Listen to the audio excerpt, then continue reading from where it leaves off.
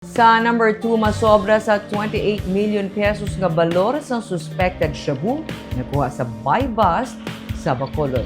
Nakumpiskar sa Bacolod City Police Office ang 4.2 kilos sa ginapatihan shabu sa isa ka babayi sa ginpatigayon nga drug buy bust sa Purok Fatima Islamic Center, Barangay 31 sa Bacolod, Martes sang gabi. Masobra sa 28.5 million pesos ang balor sang amo nga illegal na droga nga nakuha kay alias Riza, 36 anyos nga residente sang amo nga lugar. Ginsiling ni Bacolod City Police Office Director Police Colonel Eugene Rebadumia nga sa sulod sang 3 ka tuig kini ang pinakadako nila nga accomplishment sa drugs.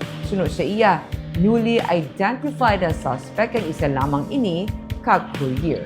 Sanig sa ilang investigasyon, dako ang posibilidad nga may dalako pa nga mga tawo sa likod ng suspect. Halos 3 ka bulan nga ginabantayan sa kapulisan ang suspect antes mapatuman ang operation. Posible man nga nagikan sa Luzon ang droga nga nakumpiska sa suspect base man sa ila investigasyon.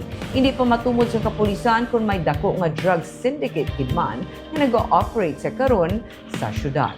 Dugang pa ni Rebadumia, nagbaylo na ang taktika sa mga nagaduso sa illegal na droga sa syudad bangod kalabanan na sa mga nagaduso sa karon mga kababainhan bangod hindi sila dasig masuspetsahan.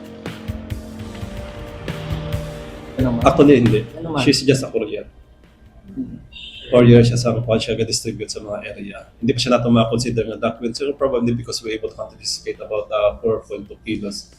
Ano ta sa sumay, kung nakita niyo, we have a series of buy-bust operation here in Bacolod City. During sa pag-assume ko, usually babae nga kadakpan ako. Nag-ship sila sa mga babae. I don't know kung na-obserbaran nyo. Doon nagdain ang demography sa mga nato. Almost babae na takpan nato. Bata pa, mag-iloy, mag-related sila.